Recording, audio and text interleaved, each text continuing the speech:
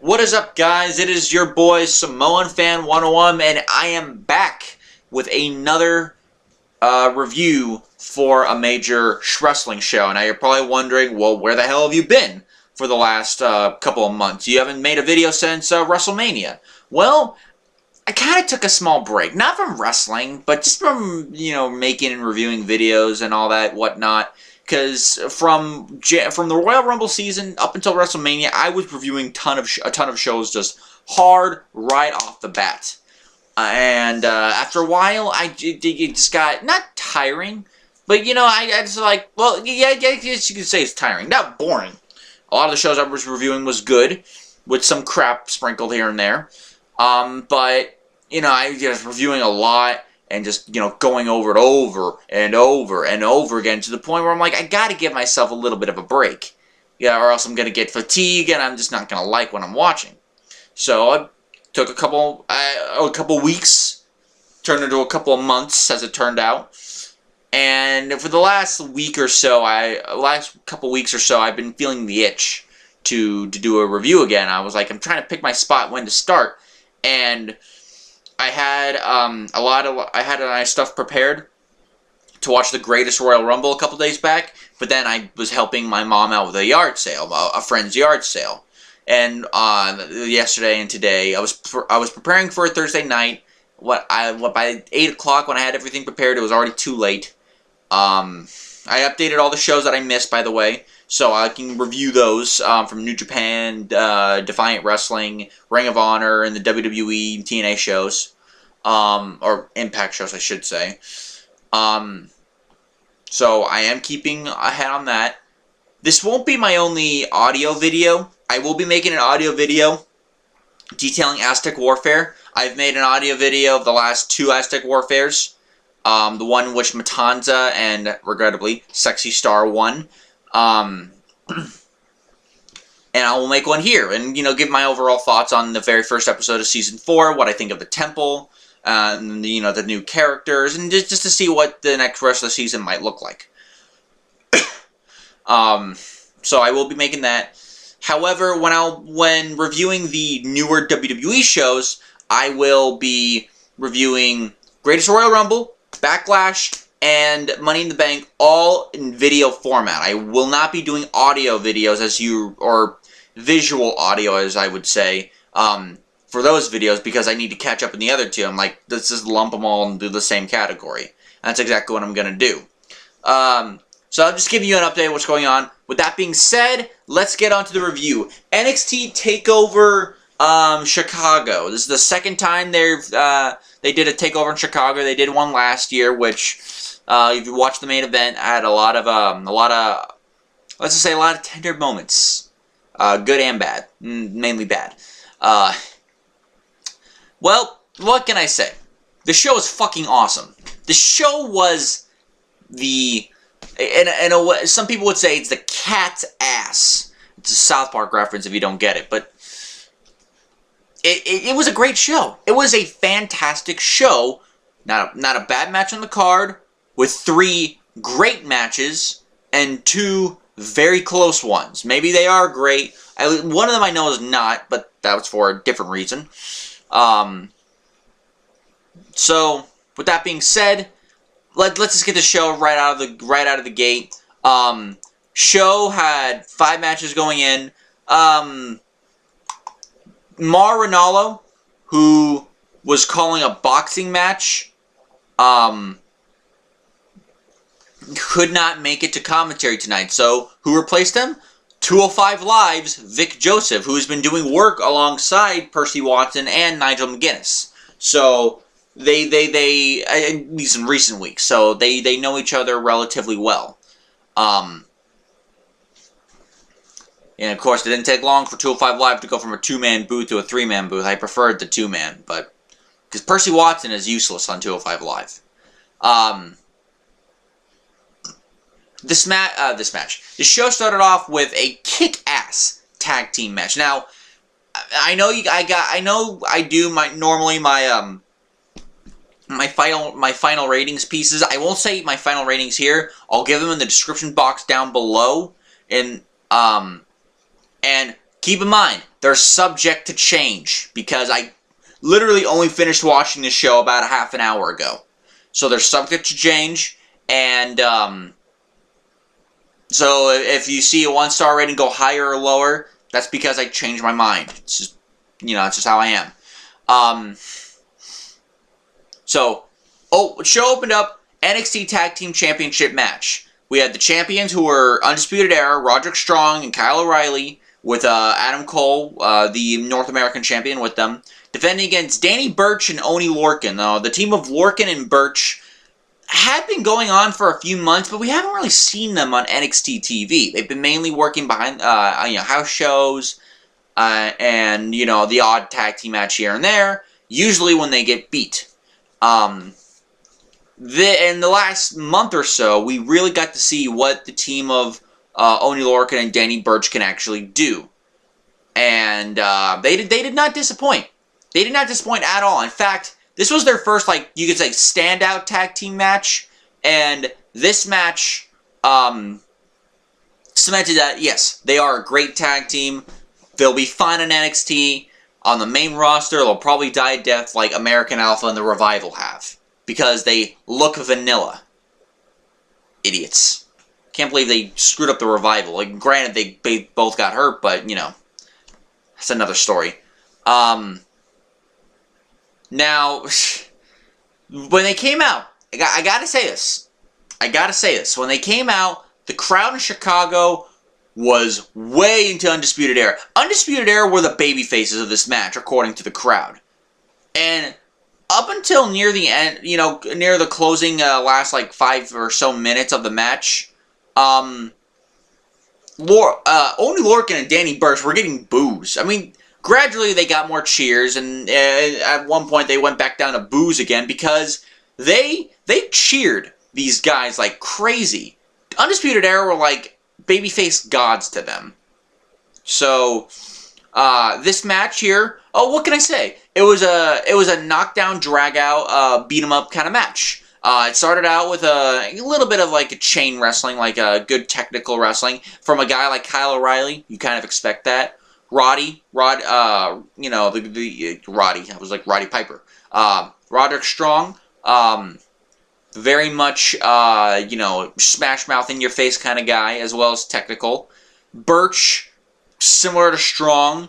Oney Lorcan, don't really know, because I haven't really gotten a chance to see what Oney Lorcan can really do up until this match. I saw, small matches with him and Burch a while back, but, and that's how it became a tag team, but I really never got to see what Biff Busick or Christopher Gerrard did on the indie scene before coming to WWE. And Oney Lorcan has only had some short matches. Really, if more than anything, this match was a showcase for Oney Lorcan, showing off the insanity that he might do.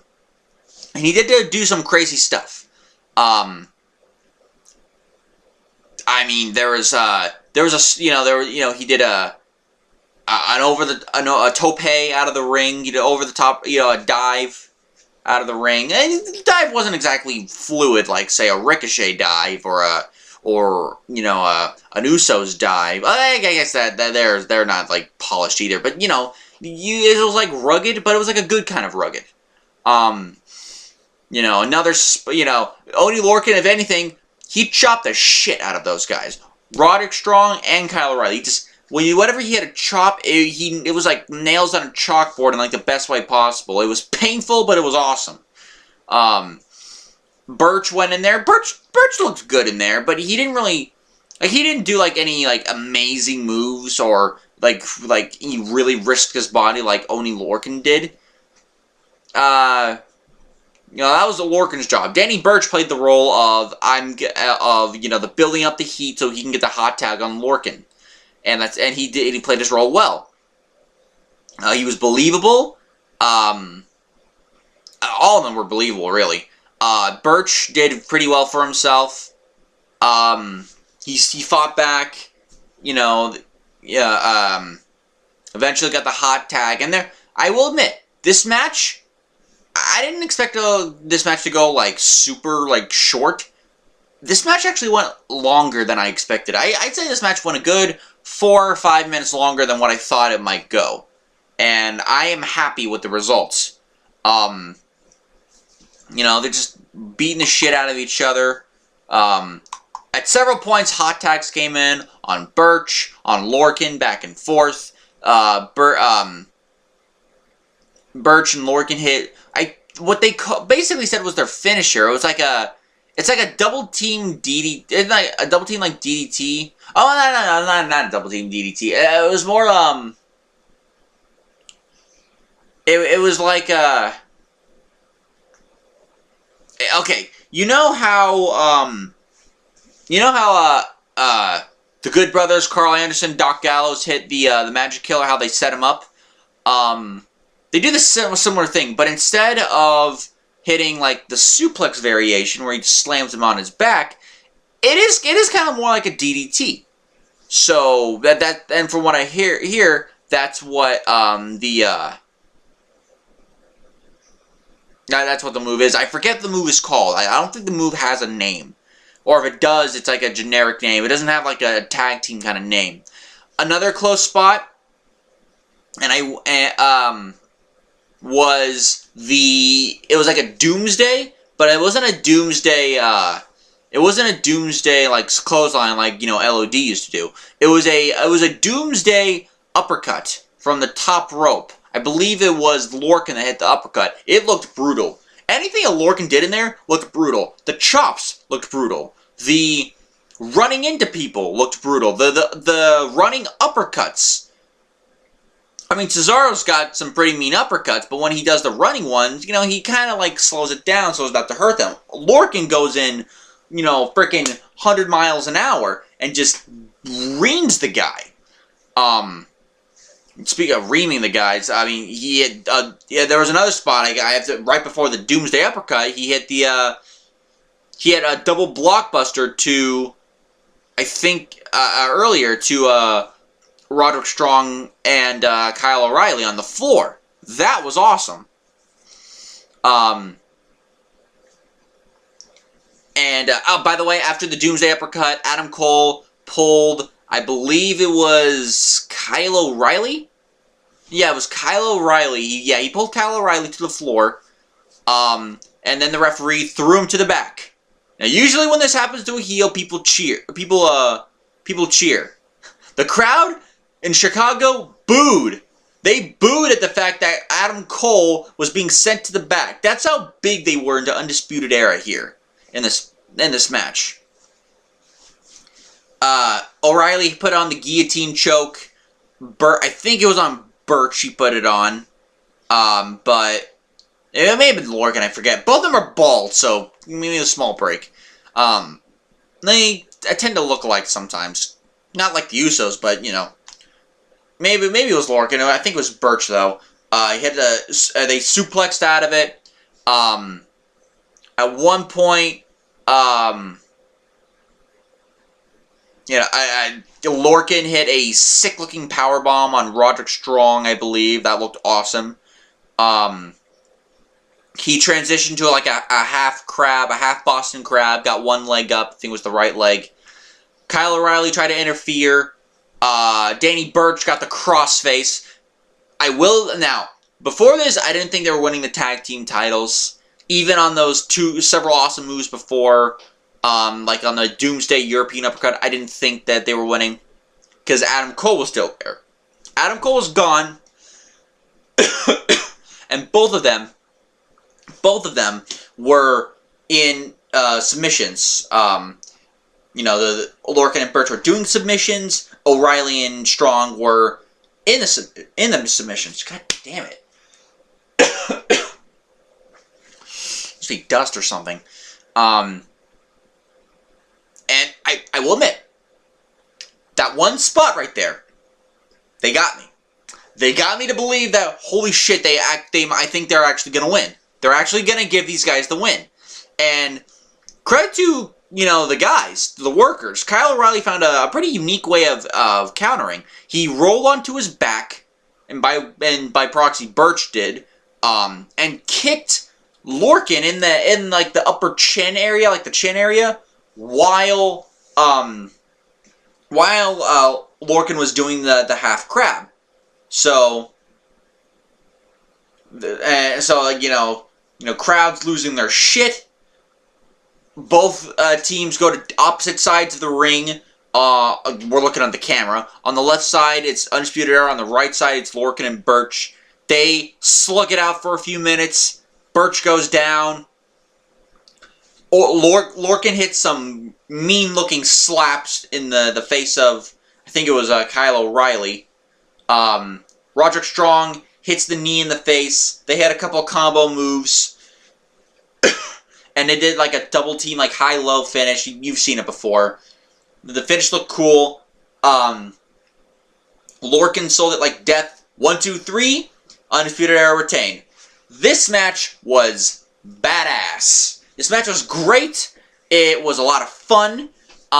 Seeing these two teams. I would love to see these guys work in a rematch of some sort. Is it going to happen? Probably not. But I'd like to see them work in a rematch. And it occurred to me at the end of the match, I'm like, wait a minute. Kyle O'Reilly has had 3 different partners on 3 different takeovers. The takeover in January, which I believe was the Philadelphia show, Bobby Fish was his partner. Takeover New Orleans, it was Adam Cole, who was a last-minute replacement for Fish. And now Roderick Strong. Who's he gonna have next? Kyle O'Reilly and his sister? If he has a sister? God damn. Man. It's like, it feels like there's like dust in there. But it's not. It was just a great tag team match. And the bar was set pretty high for, already in the opening match for not just TakeOver, but the whole weekend. Now, granted, they did top themselves. With just the next match. Next match was the match I was probably looking forward to the most in terms of just what can these guys do. Because we have never seen them wrestle before. Ricochet and the Velveteen Dream. First of all, the Dream's entrance, normal as usual, but he came out wearing Prince Puma-inspired wrestling tights. Which, you remember, Ricochet was Prince Puma for the 3 seasons of Lucha Underground. For much of that run, up until near the end of the 2nd season and a lot of the 3rd season, he wore yellow wrestling tights with like these like reddish, like volcano spots almost. He wore those kind of tights. Dream did. He also wore Hogan-inspired gear. He wore the bandana, he had the shirt, he had the tassels, like the big tassels around the neck. He ripped it off like Hogan did. He even did the, did like this signal to the crowd several times. He even did, he did the whole pose. Like that. All the poses that, Hogan back in the day and still would do today, he did, which was hilarious. Puma. Oh, he was Prince Puma. Ricochet came out, not a big flashy entrance or flashy gear like Dream, but, it's Dream's gimmick. He's supposed to be like that. Match started, before the match started, I have to mention this. As Ricochet was coming down the aisleway and into the ring, Dream was just literally laying down, on the announce table, which was just fantastic. Dream and Ricochet went at it. It started out very, how can I say this? It started out very, kind of like this technical wrestling style, trying to one-up each other, countering each other, in terms of like the headlocks and the arm bars and the arm locks kind of thing. Dream tried to get a head scissors like Rana on Ricochet. Ricochet landed on his feet. The story of this match, which they showed in the promo package, the story of this match was that whatever Ricochet could do, Dream could do better. That was Dream's thing.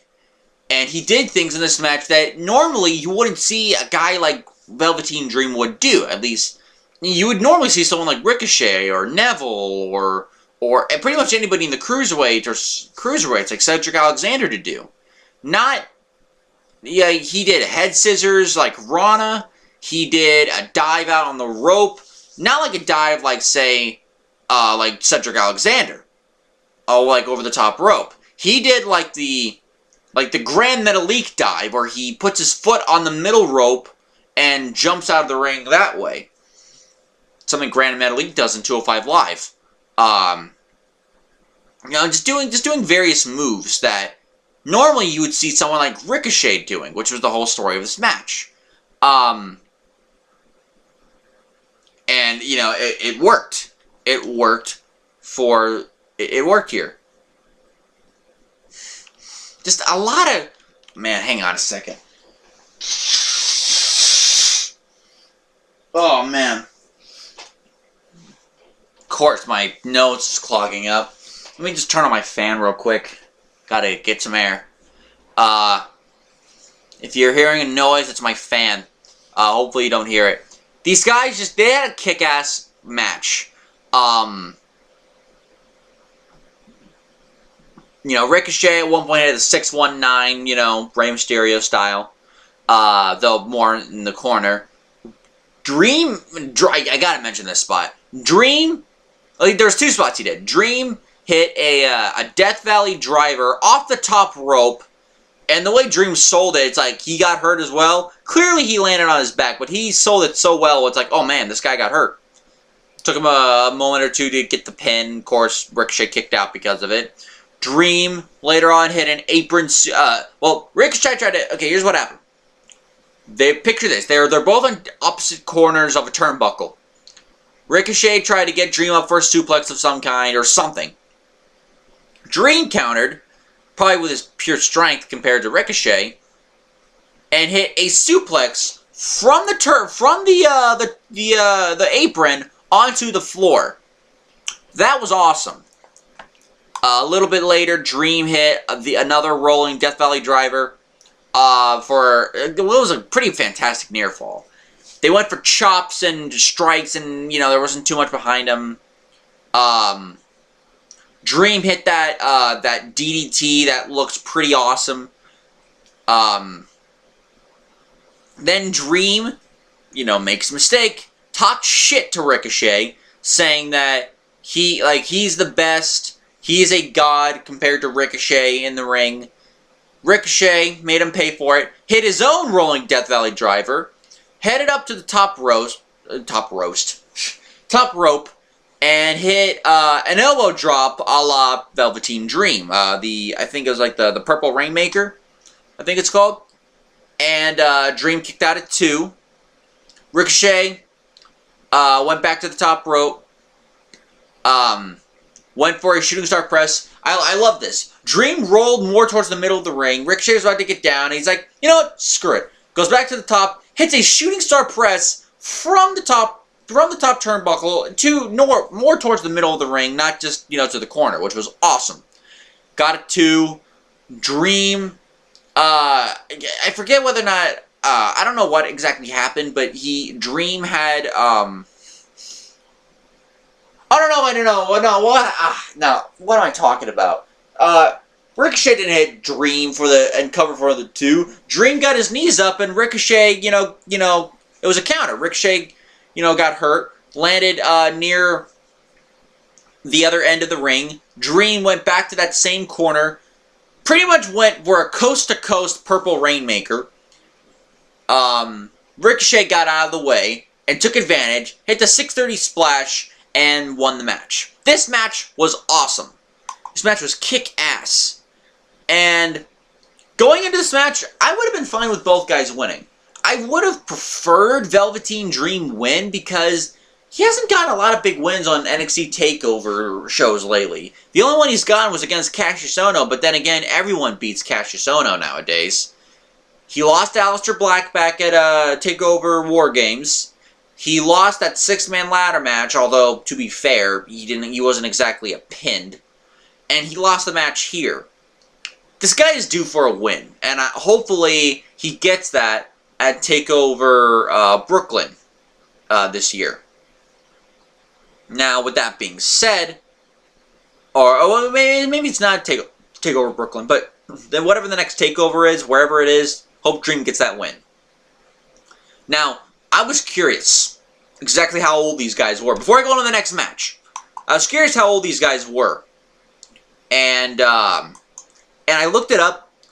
Ricochet is 29 years old. He's going to be 30. And both of them have not had their birthdays yet this year, so both of them are going to be a year older. But currently, as of recording this video, Ricochet is 29 years old. Which, by the way, he went for like a tryout like 6 years ago, and they passed him over because, oh, we reached our quota of small guys. Fucking idiots. And what happened? He went out, made a name for himself, mainly in Lucha Underground. He got more exposure because of it. Not even as Ricochet, but as Prince Puma. And, of course, not long after Season 3 ended, even though, you know, the last matches were taken in 2016, Season 3 ended last year in October.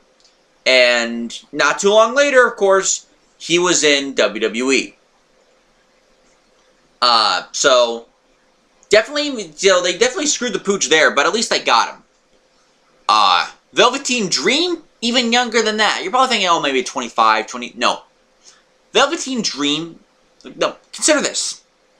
I'm 21 years old. I'm going to be 22 this year, later in December. Velveteen Dream currently is 22 years old. He's going to be 23 in just a couple of months in August. The guy is a year older than I am. I was born in 96. He was born in 95. He was maybe 19 when he joined Tough Enough. That is some crazy shit. Maybe he was 20. 19 or 20. Pretty close. But that's just nuts. That is nuts. I barely got out of high school when that happened. So, if he got that good of a match, now granted, it was Ricochet and Aleister Black the last time, but if he keeps having this good of matches, working with the right people, this guy's going to go pretty far. Now, that depends on how WWE uses him, but that's a different story. Next match, Shayna Baszler, Nikki Cross. Story of this match is Nikki Cross ain't scared of Shayna Baszler for shit. Shayna Baszler beat Ember Moon, if you recall, at the last Takeover. And she's basically the bully of the division. She intimidates them. She rules them down through fear. That's how she dominates the division. She makes them fear her. She did the same thing with Dakota Kai until Dakota finally stood up for herself. Even though Dakota lost a few weeks ago on NXT. Nikki Cross came to the aid of Dakota Kai. Mainly, if more than anything, just to go after Shayna. And Shayna, you know, is perplexed. Even though, you know, she won't say it, like she won't admit it, but she was perplexed because in some small way she's intimidated with Nikki. Because Nikki is so psycho, in character, of course. Nikki's so psycho that she ain't afraid of her. She's almost like a masochist. Where she likes the pain. She kept getting beat up in this match, and even the last image of her, she was smiling, which was just amazing. This match, it was the weakest match of the show. That does not mean at all that this is a bad match. This match was it was actually a pretty good match. Nikki was psychotic as usual. The first big spot of the match was she had like a supposed to be like a rear naked chokehold. But, you know, being Nikki, she never applies it right, but that's part of her character. They were outside on the floor. Shayna backdropped her on the steel ramp, which, that had to suck for Nikki. Because Nikki is not a tall woman. She's a small girl. That just sucked for her. So, you know, Shayna Baszler went for, not the end, she didn't go for an armbar. She went for various knees. She went for the Kirifuda clutch. Shayna kept on smiling the whole time, which was just eerily creepy. You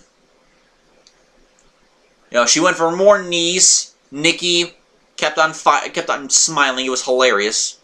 Went for another one, and but then Nikki fought back in the most hilariously awesome way possible by not hitting forearms right. Instead of hitting forearms like this, she hits it like this, like like a psycho lady, which is their character. So you totally expect her to not hit it with finesse. Yeah, just, various things that, that made this match good. Not great, but good. She hit a, it's like the final cut from Goldust, except she hit it, it was like a draping final cut. I forget the name of the move. From the, yeah, it was like a draping final cut, like a draping neck breaker. Yeah, I think it is a neck breaker. Yeah, it's a neck breaker. She had like a draping neck draping neck breaker. And then get my bearings there. For draping off the top rope, by the way, for a great near fall, but Baszler got the leg up on the rope, bottom rope. Baszler went for a choke, but Nikki countered, hit a... that was right before that. What am I talking about? Great near fall. Baszler, she did get a choke. She got the Kirifuda clutch on. It was like a crucifix. She got the clutch.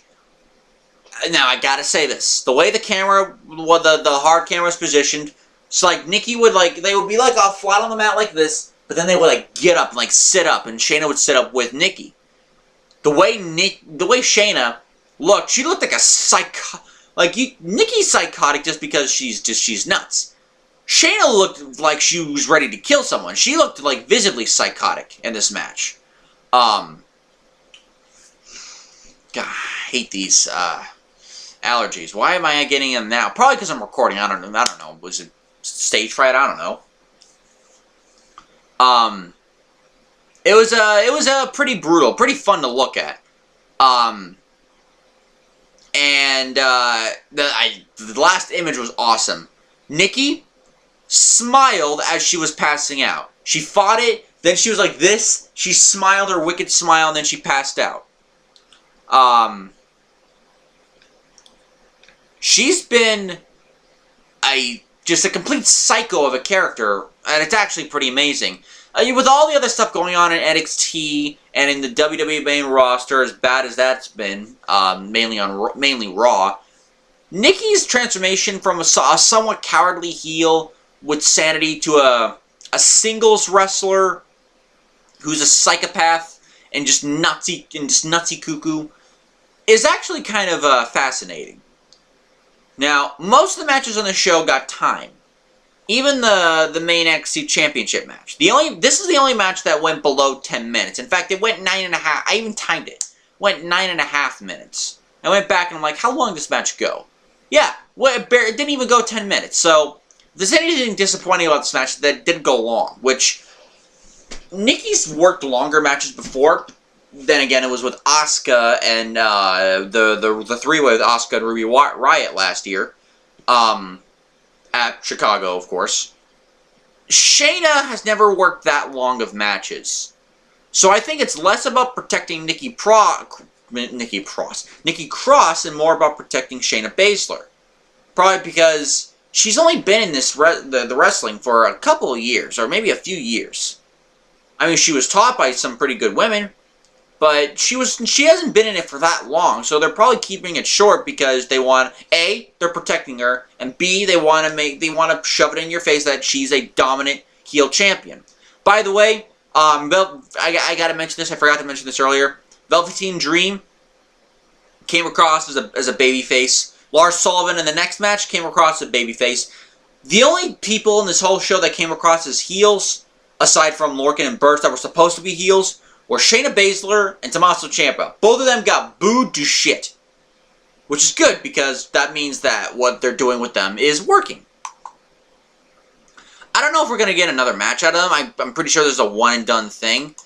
If not, we might get another match at the next Takeover, and then eventually Kairi Sane. Kairi Sane, by the way, was in the crowd watching. And I said to myself as I was looking at that, she shouldn't be in there. She should be in the ring kicking ass right now. EC3 was very, very much the same way. EC3 should be in that ring. But I get it. People have to take their turns. Keith Lee was also in the crowd. Keith Lee, who I believe had just signed a contract with NXT, will be there soon. He's like the Mac, except he's like the Mac from Lucha Underground, except even bigger. And in some ways, even more athletic, which is just crazy. I'll be right back, guys. I just have to get my water bottle real quick.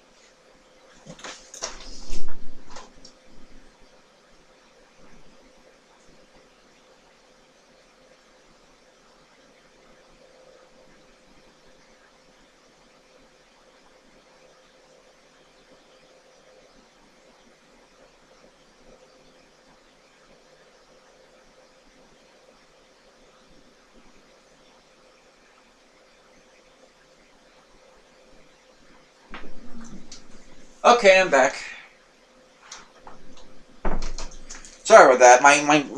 Maybe it's just how late in the night it is. I don't know, but my throat's killing me.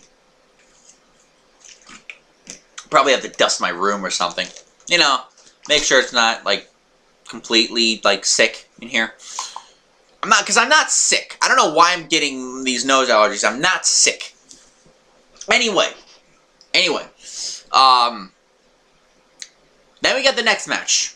We had Aleister Black, and I figured that they weren't, considering how they were building up the show, I figured they weren't going to be putting this in the main event. Aleister Black and Lars Sullivan. This was a very well-paced big man versus little man match. Oh, then again, Aleister Black's not exactly small, but compared to Lars Sullivan, he's small. This was probably Lars Sullivan's best singles match to date. They're undefeated in singles. Both of them were undefeated in singles match. Well, what? I'm going too fast. Both of them are unbeaten in singles matches. Black has been pinned before, but that was in a four-way match, and Adam Cole had a lot to do with it. Strictly in singles matches, both of them are unbeaten. Lars talked shit, which is awesome because he actually can back it up in terms of countering Aleister Black. Went for the both of them went for the their finishers early on. Lars went for freak accident, and Black went for Black Mass. Both of them just this was a knockout. I keep saying knockdown, drag out fight. Compared to the next match, it's not. But this match, it was a little bit of a fight for Black. And by the way, this isn't the only match, but apparently, and of course it played into the story as well. Apparently, several people got busted open or got bloodied. Danny Burch got his the middle top of his head cut up because there was blood there later on in the match. And later on this match, Aleister Black's mouth... not Aleister Black. Oh, maybe Aleister Black's nose got all, mangled. But Lars Sullivan's mouth was all bloodied up. Or maybe it was Aleister Black's. One of them got bloodied up. In the next match, there was blood. There was blood in a lot of these matches. It wasn't like like they bladed themselves. It was accidental blood. But several times, I saw the referee putting on the gloves. I just had to say that. I'm sorry. This match was very well handled. It was basically Black slowly but surely over the match trying to wear down the bigger, larger Lars Sullivan. That's what they were trying to do. There were some pretty cool spots in this match. Black went for a moonsault from the middle turnbuckle to the floor on the Lars. Lars caught him and hit the snake eyes on the ring apron. There was another spot when Lars did a pop-up power slam onto the ring apron, which had to suck for Aleister Black. Wasn't a lot of water in here, so that's probably gonna suck for my throat, but whatever. They traded a lot of chops, or not chops, they traded a lot of strikes, a lot of kicks from Aleister Black. Somewhere in the match, Black got, Black hurt his knee, not legit hurt his knee, it was like kayfabe, but he was selling his knee,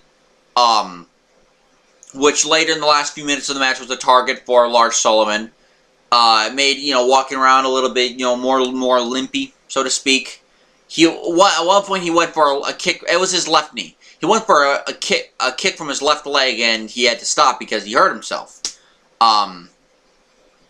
Various times, Lars Sullivan went for a freak accident, and Black countered each time. It was either he jumped out of it, he transitioned it into a DDT, or something of the sort.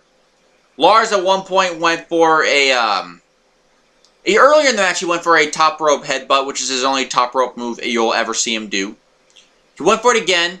No, he did it earlier in the match, and I think this is where the initial contact with the knee took place. Black lifted his knees. I don't know if he caught him all the way, but the story is that Lars hit his head onto Aleister Black's knees. Honestly, if it did hit, it looked like it was his left knee. It actually may have been where the initial, problems with his knees began. It just got worse later on, and the match, of course. Aleister Black, a little bit, trying to, what am I doing? Got some momentum back, hit his normal shtick, like the moonsault from like a lion salt, except on a standing opponent. Hit a double foot stomp. Hit a black mass. He missed the black mass, but Lars sold it anyway. Thank God that wasn't the finish, because Lars kicked out. Lars countered Black Mass again. He hit a lariat, and that was another thing of this match. Lars, the way he would just hit clotheslines and lariats, looked so stiff. I mean, it probably wasn't that stiff, but the way it looked, it looked so awesome. Like, oh man, I hate to be on the receiving end of that thing. Lars countered, so Lars countered Black Mass. He had a lariat, which was great. But Black, of course, countered the freak accident again. Hit another Black Mass. Lars, it was more towards the chest. He missed it. It hit more towards the chest. Lars was on the ground. He still was about to get up. He was on his knees. Black yelled at him and hit him with a third Black Mass right to the side of his bald head and got the pin. So, third time's the charm in terms of both the match itself as well as the actually hitting him in the head. This match was at the very least very good. Maybe even a great match for the layout, but at the very least it was a very good match. This was some good stuff. And hopefully the next show we get a much better Aleister Black match. Not that this match wasn't bad. It definitely was not. But I'm like, imagine someone like especially after what we saw next, someone like a match between him and Gargano, or him and Ciampa, or him and pretty much anybody like Ricochet, or The Dream, or Adam Cole, or hell, even Pete Dunne. That'd be awesome. Then we come to the main event. Main event, once again, Johnny Gargano and Tommaso Ciampa, of course, at last year's Takeover Chicago. They were wrestling their last matches DIY in a ladder match for the NXT Tag Team titles against the Authors of Pain. And the Authors of... Yeah, it was against the Authors of Pain. And of course, what the story was, if you have already forgotten, the story was Ciampa had hurt his knee previously in the match. There was rumors and scuttlebutt that maybe he'll be replaced, and they weaved that into the storyline where it's like, oh, Ciampa wanted to replace, or Gargano, I should say, wanted to replace me. In that match, he hurt his knee even more so, to the point where he had to get surgery, and of course he didn't show up in NXT again until TakeOver Philadelphia, and didn't wrestle a match until TakeOver New Orleans, which was just 2 months ago. So that's quite a long time to be out on an injury. But they slowly built it up. They slowly over time built it up until right when Gargano was about to have his big moment, or right after, he failed at that big moment, about to celebrate, he was about to leave with his head high up. All of a sudden, Ciampa comes back and beats the hell out of him. And of course, in a rematch against Andrade Cien Almas, in which he would be fired from NXT if he lost. Ciampa interfered, again hit him with a crutch, and he cost him his job. Led to an unsanctioned match at the last Takeover, New Orleans, and which Gargano won, and now he's back in NXT. This is what has to be the rubber match. I cannot see a third match with these two. I don't want to see Aleister Black have the Chris Jericho title reign where he's never in the main event. Chris Jericho title reign, CM Punk title reign, however you want to call it. I don't want to see him have that kind of title, championship reign with the NXT title. So, this should be the final match. Should be. Is it? I don't know. But it should be. Gargano, on the other mini story that was being built up specifically to this match was that Candice LeRae, Johnny Gargano's real-life wife, and now a member of the NXT roster, she did not really approve all that much of Johnny Gargano wrestling again against Ciampa after, wanting his well-being. She didn't want to be there when it happened, but I guess, but she still supported him. Right before the match started, they were walking down the aisleway. Candice told him just straight up kick his ass. Johnny Gargano, by the way, had a crutch with him, like a mini crutch, and then he walked off to the ring. Ciampa, once again, still has no music. Has his own crutch, like a camouflage crutch, which actually looked pretty cool. They brawled right when the bell happened. They brawled the bell. Gargano hit an apron cannonball, which was just awesome. Tossed him over the announce table, then into the crowd. Beat the shit out of each other with signs. Mainly Gargano to Ciampa with a stop sign, and at one point he grabbed a Gargano sign. I don't know if this was meant to be, but the stop sign was actually in the Gargano sign because he's trying to rip it apart. He's like, why the heck is this not ripping apart? Then they took out the stop sign. That had to have been a plant. That was not an act. No fan would have thought of that. That had to have been a plant. Grabbed it. He attacked. By the way, being that this was a Chicago street fight, I forgot to mention that part. Chicago street fight, both of them came out in street clothes. Ciampa came out in shorts, like camo shorts. Gargano came out in full shirt and pants. So they did not come out in tights like Randy Orton does for every street fight he's into. They hit each other with a lot of plunder. Back in the ring, Ciampa was going Suplex City on him to the point where the crowd actually chanted Suplex City. Gargano fired back with, I think, his own suplex. He fought him off. I remember, I just watched this match an hour ago. Well, a little over an hour ago. Suicide dive out of the ring, which, looked awesome. Much like with the match at New Orleans. This was a long match, but they took their time with it. They took their sweet-ass time with it, and they told a story. Much like they did with the New Orleans match. The match with Gargano and Almas, if you recall, that was more about just the pure art of wrestling. This one was more about telling a story and just the wars that these two are going to have with each other, which of course they did last time and they did this time. Just the things, I can't even go back, I can't even name all the main spots. There was just a lot of plunder. There was steel, there was trash cans and trash lids. There was the crutches, which aside from maybe once, I don't believe ever came into play.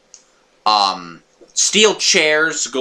At one point, Gargano rammed Ciampa, I believe, into the ring steps.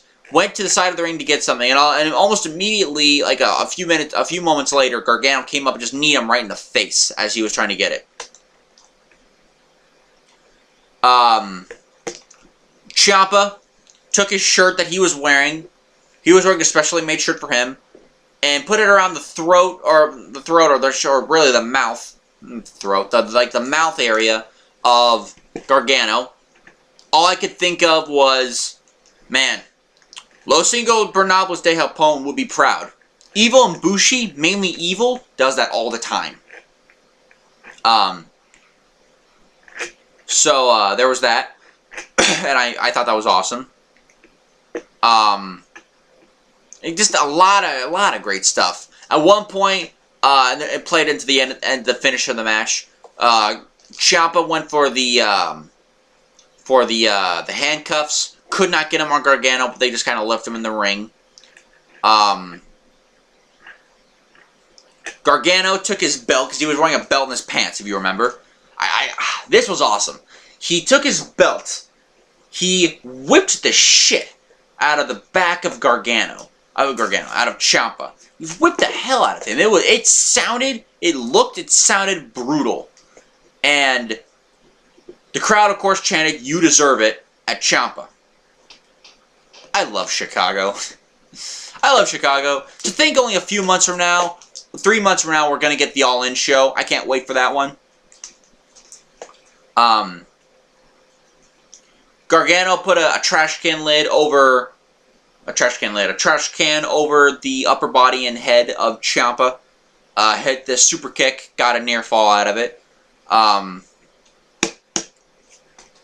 Ciampa, he got his own move in. He got an assisted knee strike. His running knee. He did it with a steel trash can lid, which was great. These people just beat the holy hell out of each other. The next big spot, not really a spot, but on the outside, Ciampa got a toolbox from under the ring. I'm like, what the hell is he going to do with that box? I didn't even know it was a toolbox until he pulled out these giant, pliers. And there are pliers, I forget what they're called. They're like weed whackers. You see them, they're like, and it cuts. You do that to cut off, small branches.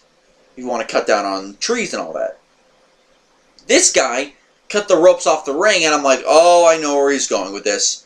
He took off the upper mat, he took off the padding, and on this one section of the ring, one of the corners of the ring, he revealed the wood that was attached to it. And I'm like, I might be completely forgotten. I might be completely, in the dark about this, but I haven't seen this done since Bound for Glory of 2013 in TNA with Bully Ray, and AJ Styles, because that was a Bully Ray gimmick back in TNA.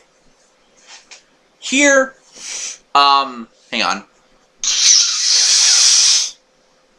man, that sucks. Here, he exposed the wood.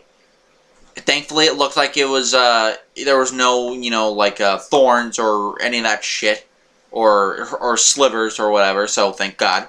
I don't want these people to get stabbed to death, after all. Gonna put the fan towards me, it was in the other opposite direction.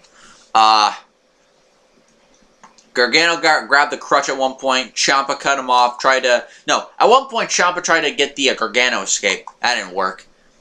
Gargano tried to get the crutch.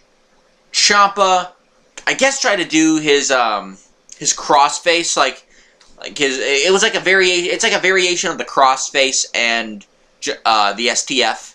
He gets the STF position, but he does an actual crossface with it. Not like John Cena, who just does a weak-ass choke. So, that was pretty awesome. He tried to get the crutch. Gargano did, but Ciampa pretty much, didn't allow that. He got the crutch that Candice gave to, because I forgot to mention this. When Gargano came out with the crutch, Candice actually gave him the crutch, so Blame Candice on that one. Laid out Gargano in the back of the head with the crutch, thankfully protected, with the near fall. Gargano, and Gargano. This was my favorite part of the match. It had to have been. Ciampa took Gargano up on the stage. He monologued to him. He said, "We were friends. We were DIY. We were family. We traveled the world together. You betrayed yourself." And I guess by betraying himself, he betrayed Ciampa. I guess that's the story in Ciampa's head. And did the same, and started doing the same things he did when he turned on Ciampa, on Gargano a year ago. He threw him in the LED board, which is what started the feud in the first place. He had a knee strike, which also happened last year. He told the referee, tried to get him to stop. He was like, "This is not enough." As this match was going on, though, these guys were beating the shit out of each other so much that even the announcers told both wrestlers, like, "This enough is enough. Stop this." Kind of like, you know, Undertaker and Mankind back at King of the Ring 98. Although that was for a little bit more realistic reasons. Ciampa sees two tables that has production stuff on it. He goes to a top of the... he goes onto some production boxes, some big boxes. Ciampa probably wants to do the... I'm trying to remember. The old Fit Finlay... or Sheamus White Noise, or Fit Finley's Celtic Cross kind of finish, or kind of move. Or the Gravy Train if you're a fan of Eli Drake and Impact. He took off Gargano's wedding ring. I'm pretty damn sure it wasn't his actual wedding ring. It looked like more like a wedding band. But he took off the ring, spat on it, and threw it, you know, good distance, which is probably the reason why it was not his actual ring. If it was, then damn, Gargano's got some balls. Threw it. Gargano fired up. He probably was pissed off that he threw the guy's ring. Hit the Gravy Train, whatever you want to call it, onto the tables. Ciampa looked fucked. I mean, I think you may have seen bits of skin off of him. Not like chunks like friggin' Dante Fox last year in Lucha Underground, but you saw some red. You saw what looked like dead skin, like, you know, kind of cut into him almost. Because remember, they went through 2 tables, not 4 tables, 2 tables, and then onto the concrete. Gargano at this point still has a shirt on. Ciampa does not. So that fucked with Ciampa's back, I bet. He was in pain. You know, shaking around everywhere, which is, I'm pretty sure some of that had to be legit. Some of that had to be real. You know, paramedics came out, tried to take him to the back, took a few minutes, a minute or two.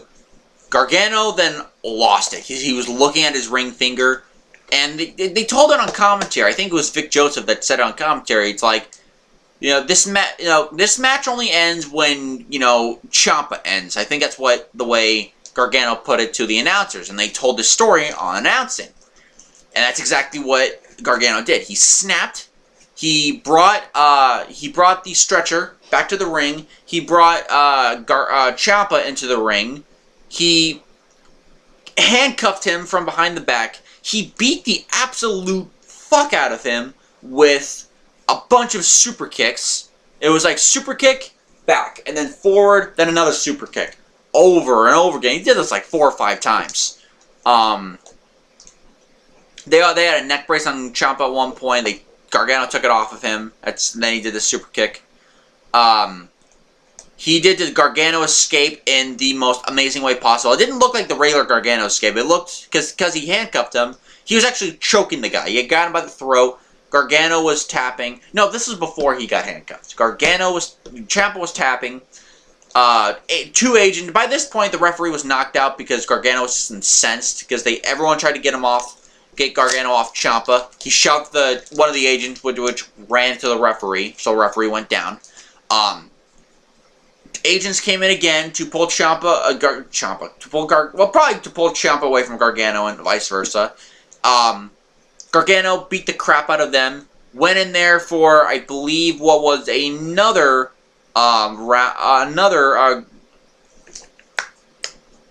Gargano escape, I believe. And again, Ciampa taps from like the back. He taps his leg like this, and it was his leg, not his back. But again, no referee. More agents came in, like 6 agents or something. Gargano, after like a brief moment, after being again escorted out the ring, beat the crap out of all of them, blayed them all out, except for this one guy who stayed right the hell away. Went to the part of the ring where the exposed wooden ring part was, which hadn't been used. When that thing was exposed, they teased doing something, but it had like a sense of the powerbomb earlier, but it was not used. So he went over to that part of the ring, got up on the apron. He was probably gonna go through the middle rope to get to Ciampa. Ciampa, who by the way got his hands in front of his like body because the referee was trying to. The referee came back to life, tried to get him out of the handcuffs. He couldn't, but he was able to maneuver the handcuffs in the front of Ciampa's body. He got him barely for a draping DDT onto the exposed wooden floor. 1, 2, 3. And Ciampa's your winner. I actually was expecting a Gargano win again, him winning the feud. But Ciampa winning, I guess he needed a big win. This match was... this match was just fucking amazing. Again, this made the show. There were other great matches on the show, but this made the show. This match was just fucking awesome.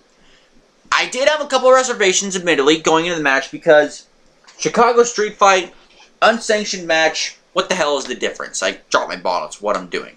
That's why I'm bending over. But, give them credit. They did things differently. They did things differently. They didn't go for the same spots as the last time. Maybe a couple callbacks here and there, but for the most part, it was all different spots. It was different weapons too. They didn't. If I recall correctly, they didn't really use trash cans and trash lids and stuff. They didn't expose the wooden part of the ring. They may have used a steel chair, and that was about it. For the most part, that was just a fucking fight. This one was an actual street fight.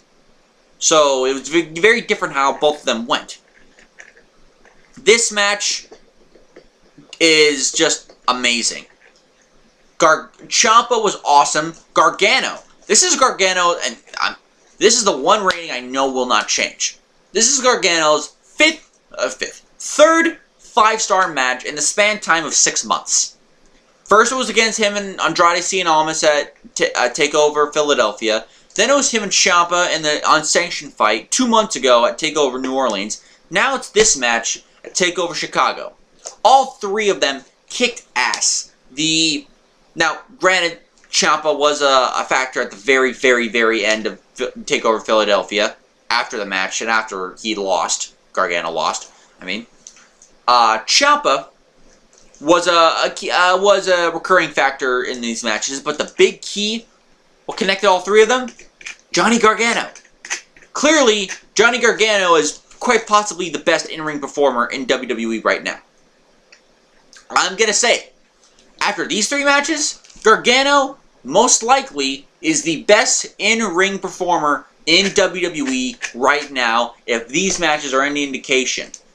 Now, just by virtue of being booked. Now, for all we know, Nakamura, AJ Styles, maybe even Tommaso Ciampa are probably better pure, or even Ricochet, are probably better pure wrestlers than Gargano is. Maybe they are. But by virtue of the booking, Gargano is the best wrestler right now in WWE. Bar none. Bar none. This match was fucking awesome. If you watch it and you don't like it, seriously, there's something wrong with you. I don't even know what to call you. You mindless TNA sheep. I'm sorry. I watch TNA, but I'm not a mindless sheep. I did love how Ciampa got the win, so hopefully they're going to do something with him. Maybe do something with Ciampa and Aleister Black.